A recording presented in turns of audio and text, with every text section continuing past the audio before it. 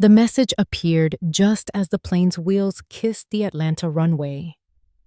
"We're too busy today. Just call an Uber." My daughter-in-law's words sharp as the surgeon's scalpel that had nearly ended me 3 weeks earlier. Then my son added his reprimand. "Why don't you ever plan in advance?" Mom, and something inside me cracked. Not my newly repaired heart, but the part that still believed family meant unconditional love. Around me, passengers laughed and hurried off to reunions. I sat alone in a terminal chair, clutching a carry-on that held 3 weeks of hospital gowns, discharge papers, and a fragile new lease on life. The surgery in Cleveland had given me barely a 60% chance of surviving another Christmas. I'd gone alone, telling my son and his wife that it was a routine procedure. I didn't want to worry them, I told myself. In truth, I hadn't wanted to test just how little space I still occupied in their busy lives.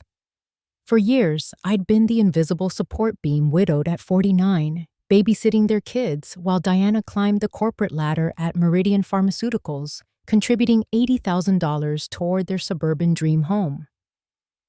I had given everything I could. And this was my reward, an Uber suggestion.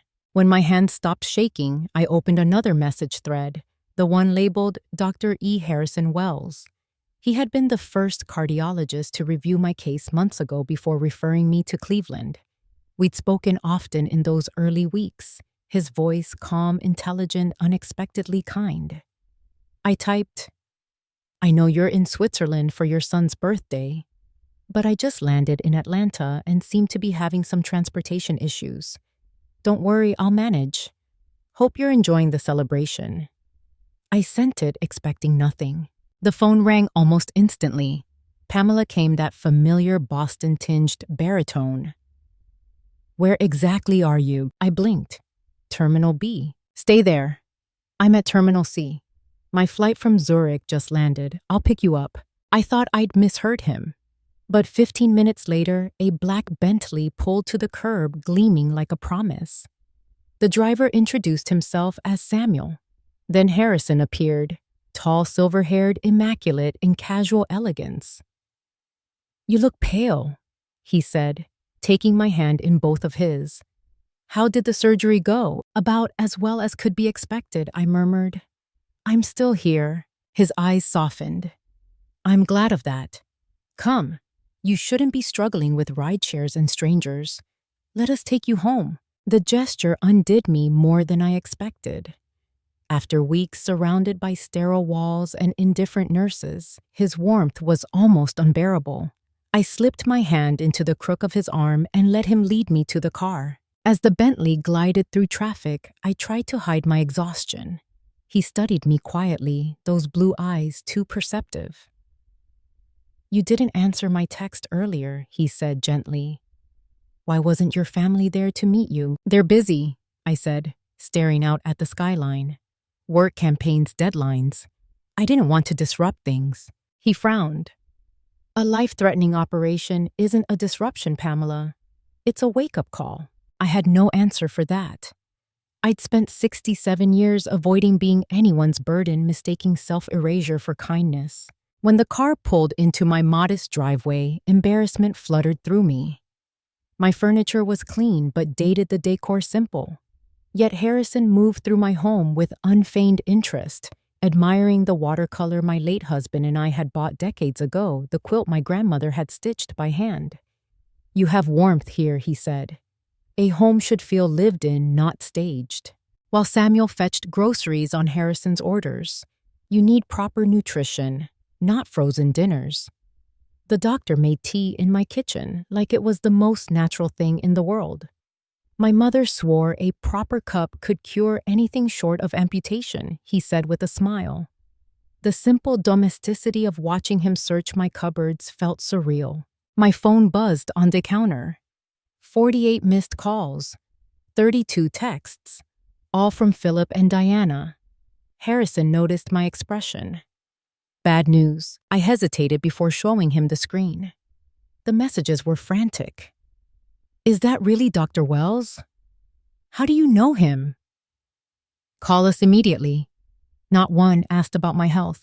A social media alert explained why. Harrison had posted a photo an hour earlier, me stepping into his Bentley, his hand steadying my arm. The caption read, "Honored to assist my friend Pamela Hayes home after her courageous cardiac surgery." A remarkable woman. The post had thousands of likes. And one comment from Diana Reynolds, Dr. Wells, "That's my mother-in-law. We've been trying to reach you about Meridian's Cardio Restore project." I turned to him. "Did you know she worked for Meridian?" He set a teacup before me, expression unreadable. Let's say her reputation preceded her. And now it seems she's realized we're acquainted. A small, knowing smile. "Your phone will be busy for a while. Shall we silence it and enjoy our tea?" By the time he and Samuel left that evening, my refrigerator was stocked. My medications neatly arranged, and I felt cared for in a way I hadn't in years. His parting words echoed long after the Bentley disappeared down the street call anytime day or night. The next morning, my doorbell rang. Philip and Diana stood there looking both polished and anxious. "Mom," my son exclaimed, "why didn't you answer your phone?" "I was resting," I said calmly. "Doctor's orders after cardiac surgery." "Cardiac?" Diana blinked. "You said it was minor." I moved back to my armchair. "Minor in that I survived it." Philip frowned. "Why didn't you tell us it was so serious?" "Would it have mattered?" I asked quietly. "You were too busy to pick me up afterward." "Would knowing the odds have changed that?" They had no answer. Diana regrouped, first eyes bright with calculation. "Dr. Wells seems very attentive," she said. "You never mentioned being such close friends." "We met through my consultation," I said evenly. "He's a compassionate physician. Compassionate enough to post about you publicly." Her tone sharpened. His endorsement could mean everything for Meridian's new cardiovascular program. "So that's why you're here," I murmured. "Not to check on my health, but to leverage a connection." Philip looked stricken. "That's not fair." "No, I said what's unfair is realizing my worth to this family only rises when I have something useful to offer." Silence fell heavy. Diana's composure cracked for just a second before she stood. "We should let you rest." As they left, my phone vibrated again, Harrison's name on the screen. "Dinner tomorrow. I know a place with a perfect cardiac-friendly menu. Samuel will pick you up at 7 p.m. I smiled for the first time in weeks. "I'm afraid I have plans tomorrow evening," I told my son. "Perhaps another time." When the Bentley returned the next night, Harrison stepped out in a dark suit that made him look impossibly distinguished. "You look lovely," he said, as Samuel opened the door for me. "That color suits you." At the restaurant, candlelight flickered against glass and steel. "Why did you respond to my text?" I asked once we were seated. "You must have dozens of patients." He studied me thoughtfully. "Because some patients remind me why I became a doctor, to heal not just the heart, but the loneliness around it." Something fragile and long dormant stirred within me. For the first time since Thomas died, I felt visible again. The following weeks unfolded like a quiet miracle. Every evening brought a message or call from Harrison, sometimes about my recovery, sometimes simply to ask what I'd eaten or whether the jasmine in my garden had started to bloom. His attention never felt clinical. It felt human. And for the first time in years, I began to look forward to mornings, to dressing with care, to anticipating the possibility of companionship rather than enduring the weight of solitude. Then came the evening he invited me to the Claremont, a private dining club renowned for its discretion and taste. I hesitated before agreeing. "You realize," I said on the phone, "that my wardrobe consists mostly of sensible cardigans and discount store slacks." "Then allow me to solve that," he replied warmly. "Samuel and his stylist will bring some options. Consider it part of your cardiac rehabilitation doctor's orders." I laughed despite myself. True to his word, by the following afternoon, Samuel arrived with what looked like an entire boutique's collection. The emerald gown Margot the stylist insisted on shimmered subtly under the light, transforming my silver hair into something striking rather than merely aged. When I saw my reflection, I hardly recognized the woman in the mirror. "You're not apologizing for taking up space tonight," Margot said. "You're claiming it." When the doorbell rang precisely at 7:00 p.m., Harrison stood waiting, impeccable in a tuxedo. His eyes widened slightly. "Pamela," he said softly, "you are radiant." I found myself blushing like a schoolgirl. The Claremont's marble foyer gleamed with understated luxury. As we entered, heads turned. I felt self-conscious until Harrison's hand brushed mine under the tablecloth and he whispered, "Just look at me. Let them wonder." We talked about music, medicine, and travel. His humor was dry, his intelligence effortless. "Do you know why I chose cardiology?" he asked between courses. "Because the heart tells the truth even when the mouth lies. It breaks, it heals, it remembers. It's the most human part of us." "And which am I?" I teased lightly. "Broken or healing?" He smiled, eyes softening. "Resilient. You've spent a lifetime giving until empty. It's time someone gives back." I could have cried right there, but I didn't. Instead, I lifted my glass to him, to unexpected second chances.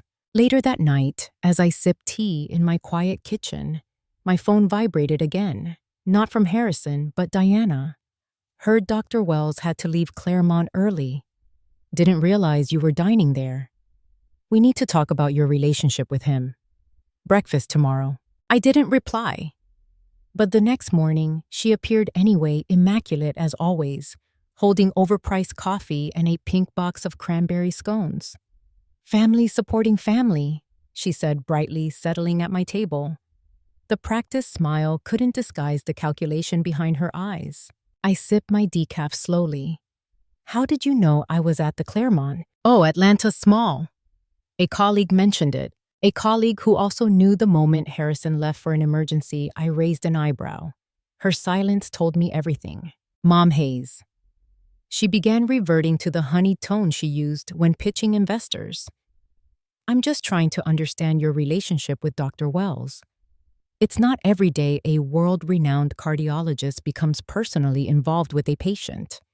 Professionally, this could affect Meridian's interests." I finished for her. "Let's not pretend otherwise." Her smile faltered. "You must see how his endorsement could change everything for the Cardio Restore program." "I see," I said quietly, "that you're more interested in business than family." "Mom Hayes, please. I'm trying to protect our family's reputation, yours included." I studied her carefully. Harrison mentioned Meridian's clinical trials were inconsistent, that perhaps more research is needed before marketing. Her composure cracked. He said that, among other things, I replied, setting my cup down. He also mentioned receiving 17 emails and 6 unsolicited invitations from a certain Meridian representative. I assumed that would be you. Diana's face paled. "You told him about me." He asked if my family knew who he was. I answered truthfully. She stood abruptly, coffee forgotten. "Do you have any idea what that could do to my career?" "Do you have any idea," I countered softly, "what your ambition has already done to this family?" We stared at each other in silence until she exhaled sharply. "I hope you know what you're doing," she said, finally gathering her bag. "Because you're walking into a very visible world with a very powerful man." After she left, I looked at the text that had arrived while she was talking. The Symphony Gala. "Is this Saturday black tie supporting cardiac research? Would you be my guest? Samuel can help with arrangements." My pulse quickened. "Is this invitation personal or strategic?" I typed. His reply came seconds later. "Both, but mostly personal. Some matters are best addressed in person, and some company I simply enjoy too much to resist." That Saturday, Samuel arrived with an entire styling team and a velvet box containing emerald earrings. On loan, he assured me, though. Dr. Wells did say they might become a gift if you find them pleasing. I did. When I descended the stairs dressed in silk and borrowed jewels, Harrison's expression made every uncertainty dissolve. "You take my breath away," he murmured, offering his arm. At the gala entrance, flashbulbs flared. I froze. "I'm not used to this kind of attention," I whispered. "Then let me absorb it for both of us," he said calmly. As cameras snapped, his arm slid protectively around my waist. "Forgive the theatrics," he murmured. "Sometimes a single photo clarifies complex relationships." Inside the city's elite mingled under chandeliers. Then came the inevitable voice behind me, "Dr. Wells. What a surprise." Diana stood there glittering in gold, Philip awkward beside her. "We didn't know you'd be attending with family," she added pointedly. "Actually," Harrison said, his hand still at my back, "I'm here with my date." The word hit like a cymbal crash. Diana blinked, stunned. "Your date?" "Yes," he said easily. "Pamela and I have been getting to know each other for some time. When I learned she was recovering from surgery, I thought it fitting we attend an event supporting cardiac research." Philip's voice faltered. "Mom, you never mentioned you were dating Dr. Wells." "There are many things I haven't mentioned," I replied evenly. Diana's smile tightened. "How wonderful. Family connections becoming personal ones." Harrison's tone cooled slightly. "We're not family, Mrs. Reynolds. My relationship with Pamela is personal, not professional." The color drained from her face. Before the silence could thicken, a glamorous woman in red approached. "Harrison, darling. They're calling for you. And this must be Pamela. You're even lovelier than he described. I'm Catherine, Winslow Symphony Guild president. Also his ex-wife." "Ex-wife?" I nearly choked, but she grasped my hands warmly. "You must be quite special. Harrison never brings dates." As she whisked us toward the ballroom, I caught one last glimpse of Diana's expression, stunned, calculating, and furious. The ballroom shimmered with gold light and the low hum of strings tuning for the symphony. Catherine guided us to a front table filled with Atlanta's most prominent donors. "You always sit near the money, Harrison," she teased before leaning close to me. It's good to see him smiling again. Her warmth was disarming, genuine, without a trace of jealousy. When she drifted away to greet others, Harrison turned to me with a wry smile. "Catherine has impeccable timing and no sense of boundaries," he said quietly. "But she means well." As dinner began, he leaned closer. "You handled Diana beautifully. She's used to steering conversations. You let her drive herself straight into a wall of her own ambition." "I didn't do anything," I said modestly. "Exactly. Sometimes silence is the most powerful answer." When the lights dimmed for Catherine's welcome speech, he reached under the table and took my hand. "Let's make one thing clear," he murmured. "Tonight isn't about optics or business. It's about celebrating courage, yours." The sincerity in his tone silenced the anxious flutter in my chest. After the orchestra's first piece, he stood and offered his hand.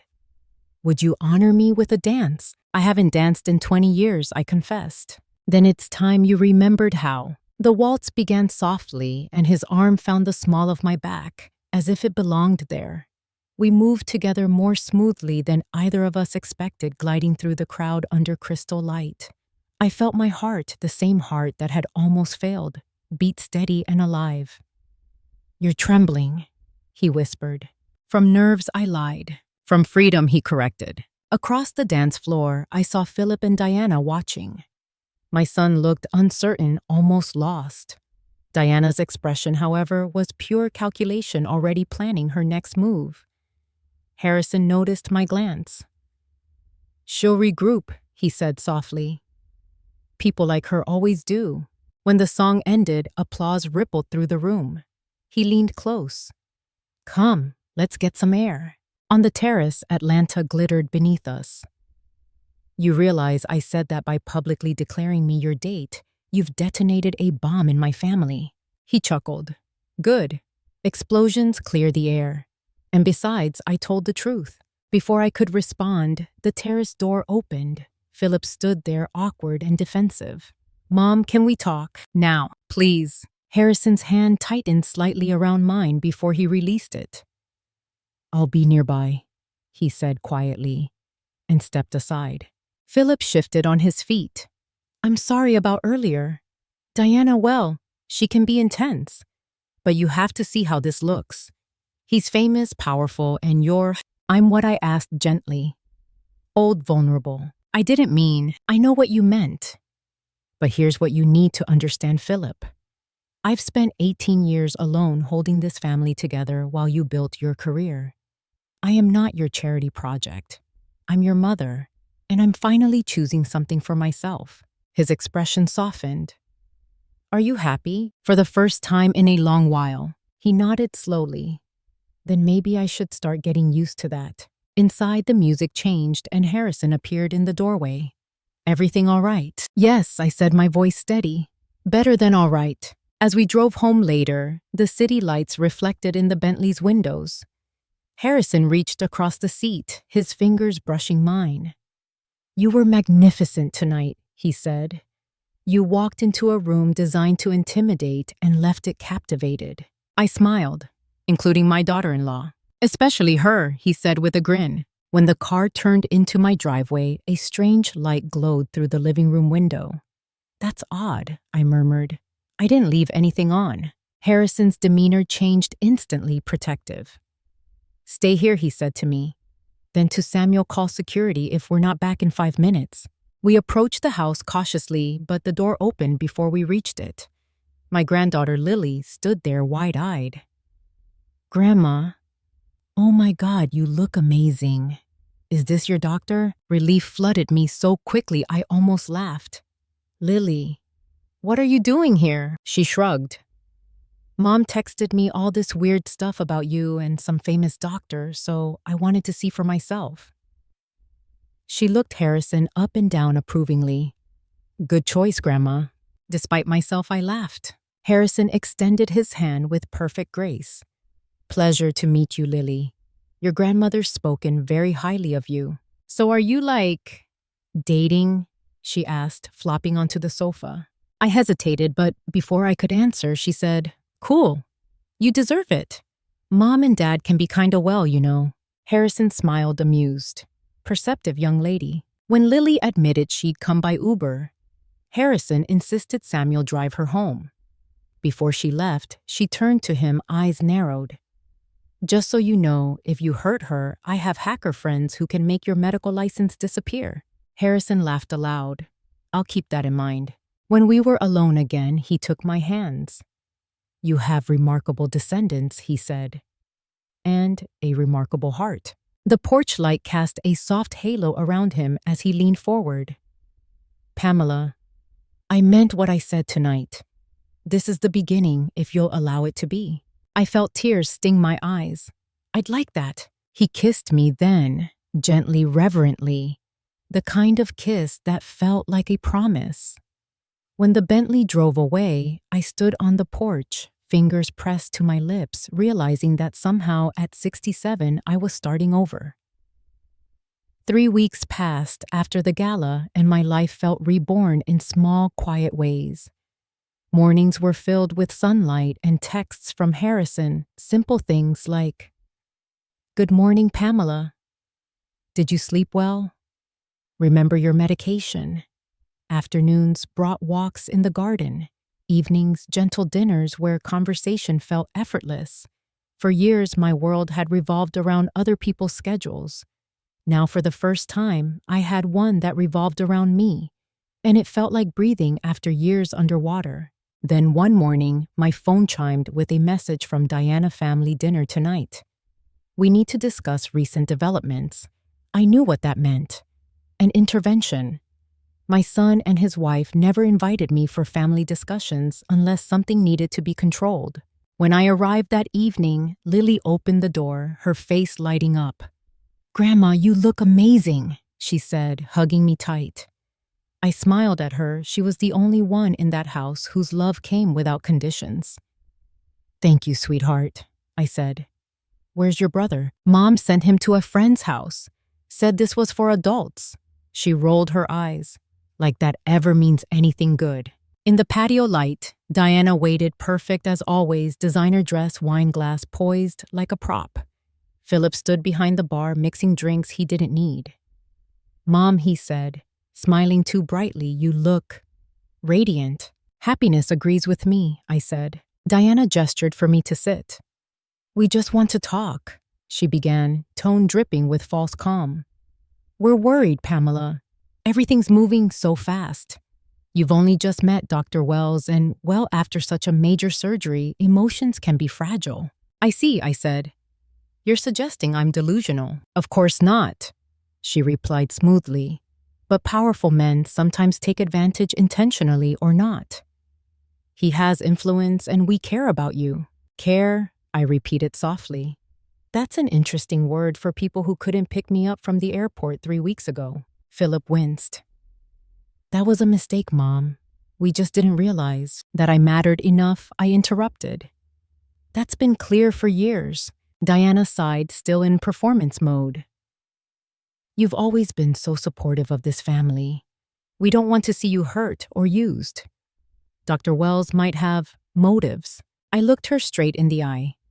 "You mean professional motives? Like your company's attempt to court him for months?" Her carefully composed face cracked. "He told you. He told me everything. The emails, the proposals, the events you tried to lure him to. 17 messages, if I recall." Her wine glass trembled slightly. "That was business. And this is personal," I said firmly. "He's made that clear. And so have I." Lily, perched nearby, spoke up before her parents could respond. "You guys sound ridiculous. Grandma's not some gullible old lady. She's smarter than both of you put together." Lily Diana snapped. "No," I said, raising a hand. "She's right. For years, I've made myself small to fit into this family's idea of convenience. I babysat your children, helped buy this house, kept quiet when I should have spoken up. But I'm done disappearing." Philip looked wounded. "Mom, that's not fair. We've always had your best interests." "Best interests." I smiled sadly. "No, you've had expectations. There's a difference." Diana leaned forward, her tone softening to sugar. "Pamela, think about what you're risking. Harrison's a public figure. His connection to our family could be complicated." "For whom?" I asked. "You or your company?" Her lips parted, but no sound came out. The truth sat between us like a mirror neither wanted to look into. At that moment, my phone vibrated. Harrison's name lit the screen. "Thinking of you this evening. Call when you're free." I smiled involuntarily, which only made Diana's eyes narrow. "Is that him?" she asked. "Yes," I said simply. Lily grinned. "Cool. Tell him hi for me." Diana's voice hardened. "Pamela, please. Don't make this difficult. One introduction. Just one meeting between Harrison and Meridian could mean everything for our company's future." "And what about my future?" I asked.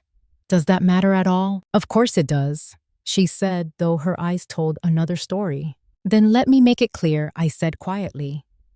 "My relationship with Harrison isn't for sale." For a long moment, no one spoke. Even the sound of the fountain in their garden seemed to fade. Finally, Philip sighed. "We just don't want to lose you, Mom." "You won't," I said softly. "But you'll need to meet the version of me you've ignored, the one who chooses herself." The tension broke with Lily's teenage bluntness. "So, are we eating or just arguing all night?" Diana blinked, then forced a brittle smile. "Dinner's in the oven." As I helped set the table, Philip touched my arm. "Are you really happy?" he whispered. "I am," I said, smiling. "And that's what scares you both, isn't it?" Later that night, as Samuel drove me home, I called Harrison. "Family dinner?" he asked knowingly. "More like a courtroom hearing," I said. "But I survived." "I never doubted you," he replied, warmth filling his tone.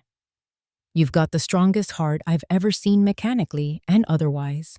When we reached my house, I noticed something glowing softly on the porch, hundreds of flickering lights.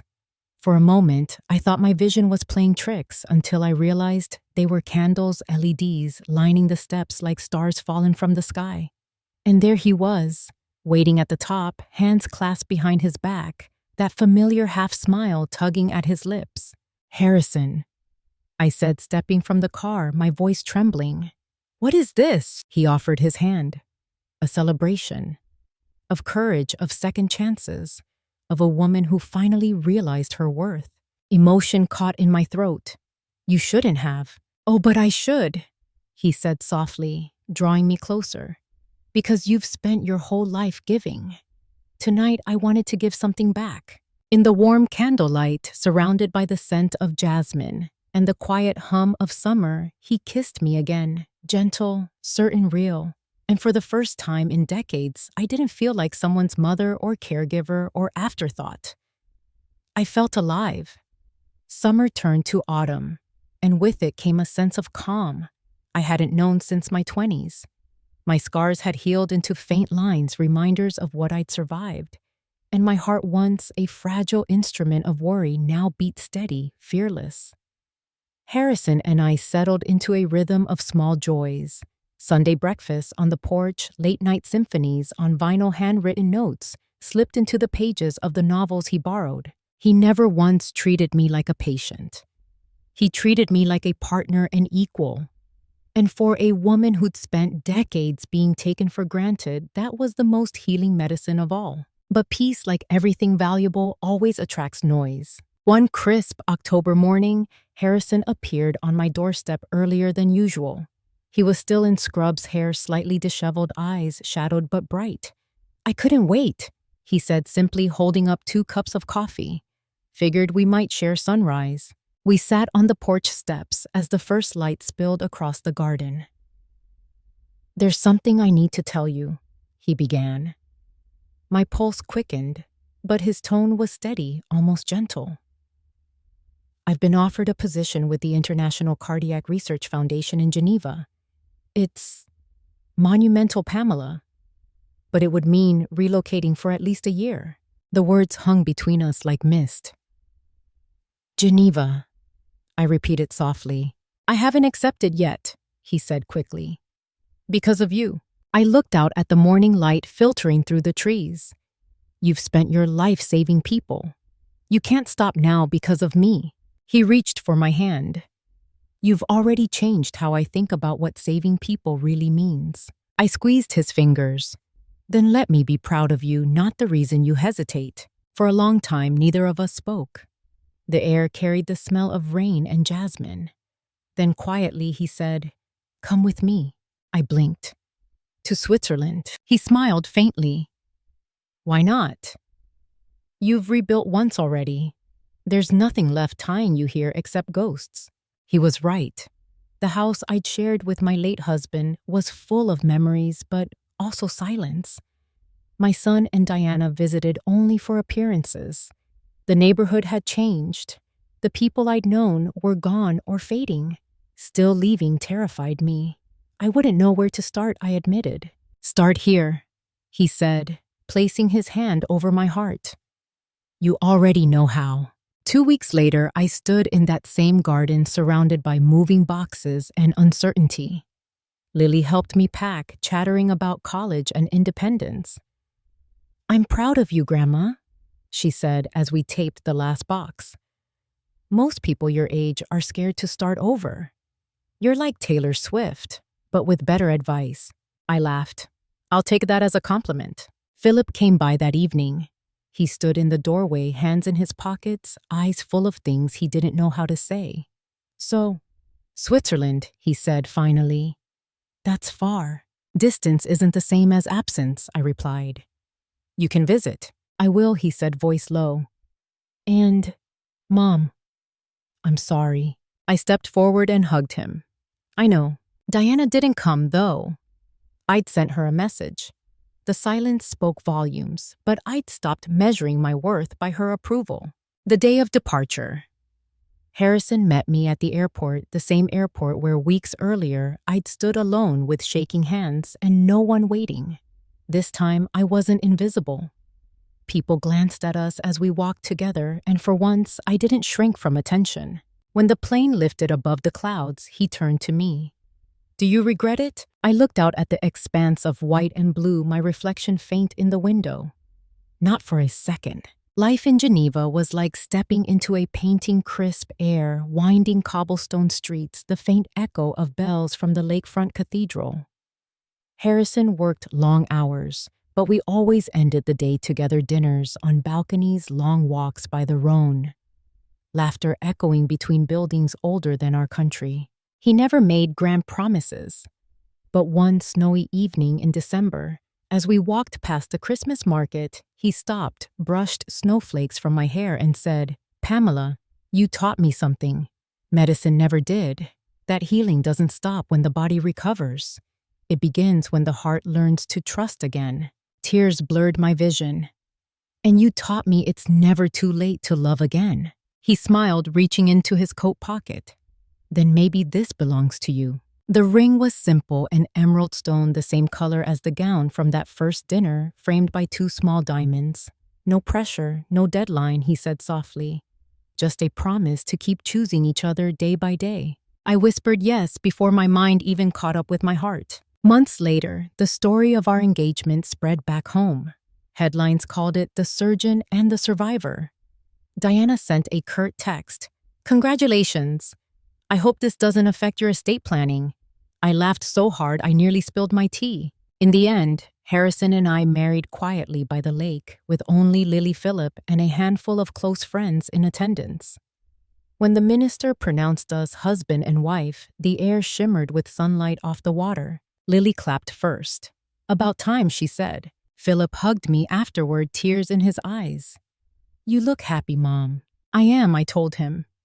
"But happiness isn't luck, sweetheart. It's choice." Now, when I walk along the cobblestones toward our apartment, I think about that woman I used to be, the one sitting alone in an airport terminal, clutching her suitcase and mistaking loneliness for loyalty. She died the day she chose to stop waiting for others to save her. The woman who took her place, the one who learned to love without apology, she's still here. And every time Harrison takes my hand as we cross a street or sit watching the sunset over Lake Geneva, I'm reminded of one simple truth. Sometimes the people who leave you waiting teach you how to walk on your own. And sometimes when you finally do love, finds you exactly where you stopped expecting it.